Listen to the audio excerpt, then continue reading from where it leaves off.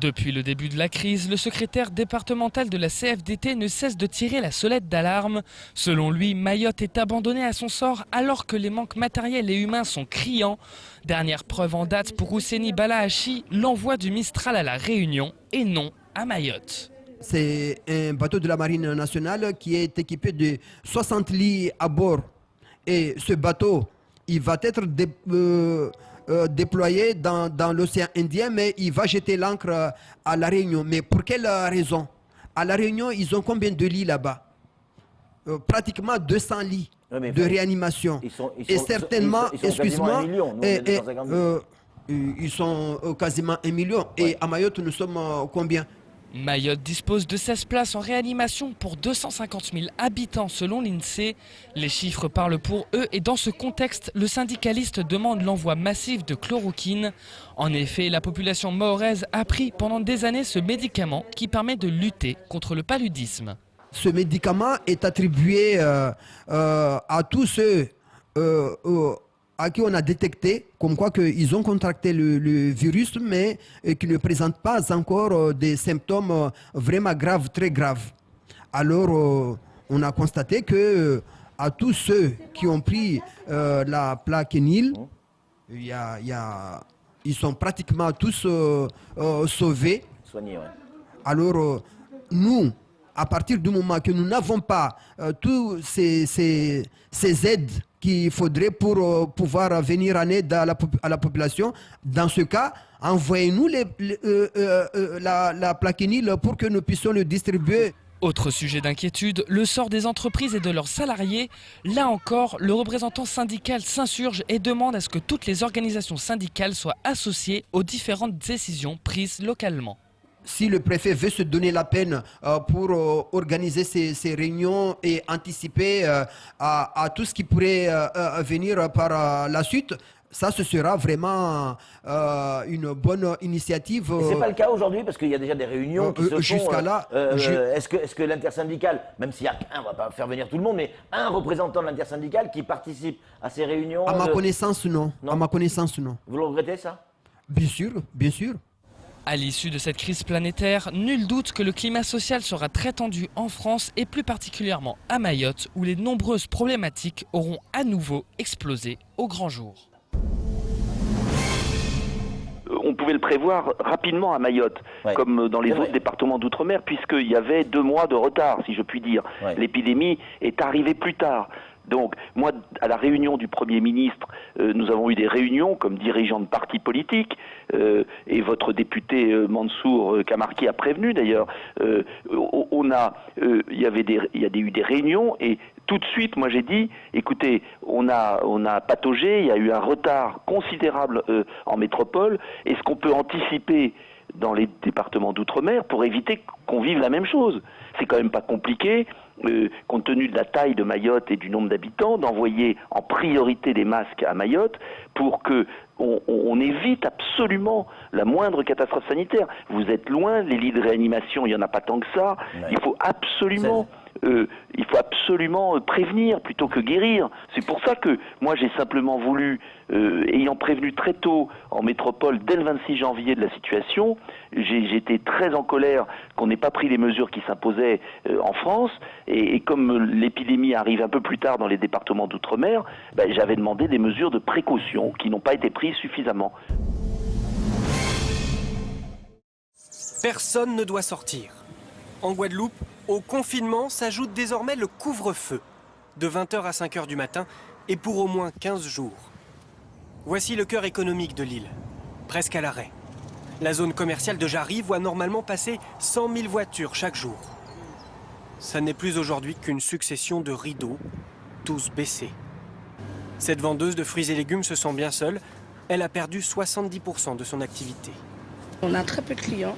Les gens ils viennent parce qu'ils sont obligés de sortir, mais ils ne restent pas longtemps, ils achètent exactement ce qu'ils ont besoin. Nous, on est obligés d'être là, on n'a pas le choix pour pouvoir les nourrir. Sur les plages du Gosier, pas une serviette, pas un baigneur. L'île, sans touristes. La Guadeloupe compte officiellement 125 personnes contaminées par le coronavirus et 6 décès. À l'hôpital de Pointe-à-Pitre, la vétusté des locaux, le manque de personnel ont été dénoncés. Ce CHU a subi un incendie il y a 3 ans. Il serait bien moins efficace depuis. Qu'importe, les équipes se disent prêtes. On a connu en 2017 d'une part 2 cyclones, ensuite l'incendie. Et donc on sait gérer les crises et celles qui arrivent là, puisqu'on n'est pas encore sur le pic épidémique. Pour s'y préparer justement, l'approvisionnement en masques serait suffisant selon l'Agence régionale de santé et les lits de réanimation devraient passer de 27 à 75. Ce porte-hélicoptère, le Dixmude, devrait aussi rejoindre les Antilles dans les prochains jours avec à son bord du matériel essentiel. J'attends d'une part le ravitaillement donc en équipement lourd que nous avons commandé, de type par exemple une centrale de production d'oxygène. J'attends des moyens d'évacuation type hélicoptère, de façon à pouvoir faire un pont entre nos îles. La Guadeloupe pourrait également recevoir l'aide de médecins d'un pays voisin, Cuba. Un document précise les nouvelles règles applicables aux demandes d'indemnisation qui ont été déposées au titre des heures chômées à compter du 1er mars 2020. L'allocation d'activité partielle versée par l'État à l'entreprise est désormais proportionnelle aux revenus des salariés placés en activité partielle. Elle couvre 70% de la rémunération brute du salarié. Cette allocation est au moins égale au SMIC et est plafonnée à 70% de 4,5 SMIC. Avec ce nouveau dispositif, le reste à charge pour l'employeur est nul pour tous les salariés dont la rémunération est inférieure à 4,5 SMIC. Ce nouveau dispositif concerne potentiellement toutes les entreprises, quels que soient leurs effectifs. La procédure de recours à l'activité partielle a été simplifiée et les délais de traitement réduits. La mise au chômage partiel des salariés n'est pas compatible avec le télétravail. Cela s'apparente à une fraude et est assimilé à du travail illégal avec de lourdes sanctions à la clé. Le ministère de la Santé et des Solidarités a confié à l'Agence régionale de santé, l'ARS de Mayotte, la responsabilité de coordonner l'approvisionnement en masques des personnels de santé de l'île, pour approvisionner également les professionnels non soignants qui seraient amenés à exercer leur activité au contact du public. L'ARS lance un appel à toutes les entreprises mahoraises qui ont la possibilité de fabriquer des masques en tissu lavable. L'ARS conseille le modèle Garidou proposé par le CHU de Lille. Il est facile à confectionner et à laver. Son usage est exclusivement réservé au personnel non soignant. Pour obtenir le modèle, contactez l'ARS à l'adresse qui s'affiche. À noter que plusieurs entreprises ont accepté de faire des dons de masques afin d'équiper les professionnels de santé qui sont quotidiennement en contact avec des malades. Suite au renforcement des restrictions de voyage édictées par le gouvernement pour limiter encore les risques de propagation du coronavirus, Air Austral adapte son activité. Aujourd'hui, la compagnie est autorisée à maintenir seulement 2 vols entre La Réunion et Paris, et ce, pour répondre aux besoins de transport et de déplacement strictement nécessaires et fondamentaux sous contrôle des autorités de l'État. L'ensemble de ces autres liaisons est à ce jour suspendu, et ce, jusqu'à la mi-avril au minimum.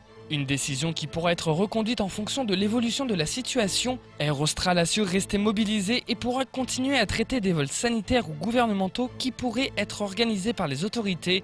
Les vols maintenus à ce jour sont consultables sur le site de la compagnie. Le confinement touche tous les corps de métier, en particulier les pêcheurs de l'île qui se retrouvent avec des difficultés pour acheter leur carburant, mais aussi pour vendre le peu de poissons qu'ils arrivent à ramener. On est dans 2 batailles, le confinement et l'autre bataille c'est avoir du carburant. Donc c'est difficile d'avoir du carburant ces temps-ci. Pourquoi c'est difficile ? C'est difficile parce que y a des pêcheurs, nous on est des petits pêcheurs en fait. Donc notre argent on le garde dans la poche. Il n'y a pas grand monde qui utilise les banques pour l'argent. Donc du coup on est obligé de le faire comme ça. En effet, les stations Total ont arrêté les paiements en liquide à la suite des mesures pour limiter la propagation du Covid-19. Le problème pour les pêcheurs de petites terres, la station Total, seule station à vendre du carburant détaxé aux pêcheurs, les oblige à payer par virement bancaire. Une mesure illogique sur l'île aux Parfums où une grande partie de la population n'a pas de carte bancaire, voire de compte en banque. Une situation qui handicape les pêcheurs, mais aussi tous les acteurs de la distribution des poissons frais. On a beaucoup de charges, il y a des charges patronales, salariales, ça monsieur le Président a bien voulu les enlever. Mais sinon on a des loyers à payer, on a du personnel à payer, on a pas mal de choses à régler, quoi. Donc du coup ça se complique de jour en jour.